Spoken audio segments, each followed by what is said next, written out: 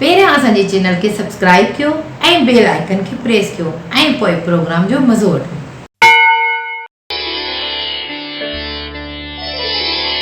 दोस्त पे ही दर आयो, दोस्त पे ही दर आयो। हाणे उतरवा मुख्य मटो पटिया मतारा तहसा अचन सिर सभाए। मोखी शाह जो वो किरदार आहे जेका कलाल की किरत सां हुई। नारा थर वटां जितां सॼी ऐशा जा काफ़िला गुज़रंदा हुआ, उते हिकु चौवाटो हुयो। बंदरगाह ऐं ख़ुश्कीअ रस्ते वापार कंदड़ उते अची मिलंदा हुआ। मोखीअ उते मुसाफ़िर खानो खोलियो, जंहिंमें हुन जो मैखानो बि हुयो, जंहिंजी मैं जी तारीफ़ मुल्का मुल्क मशहूर थी वई। मोखी असुल में शाह साईं जे सुर राणी जे मूमल जी बानी नातर जी थी हुई, जेका नाज़ नखरे सां काक महल में आयल सरदारनि जेके मूमल माण लाइ ईंदा हुआ तंहिंजी महिमानी कंदी हुई। उन नातर खे 6 धीअरूं हुयूं: सुपर, सफुरा, ताईसर, मिठां, अलहफ़ाई, सुखा ऐं मोखी। मोखीअ माउ खां मए ठाहिण जो नुस्ख़ो वरितो।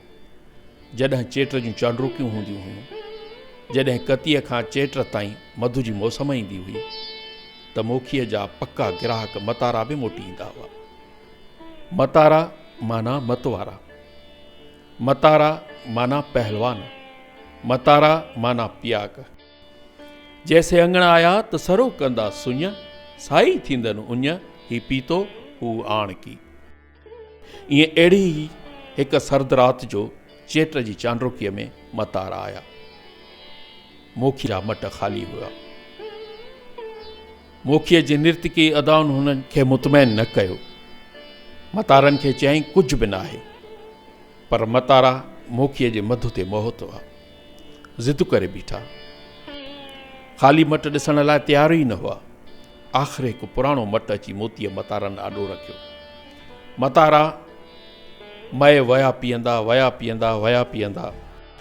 मधु पी जॾहिं मदहोश थिया, तॾहिं मोखीअ मट में ॾिठो त नांग जा कंडा पिया। हुन मतारनि खे चयो त तव्हां पियाक आयो ई न, तव्हांखे असुल मधु जो पतो ई न आहे। हिन में त नांग जो ज़हर मिलियल हो। इहो ॿुधी मतारा मरी विया,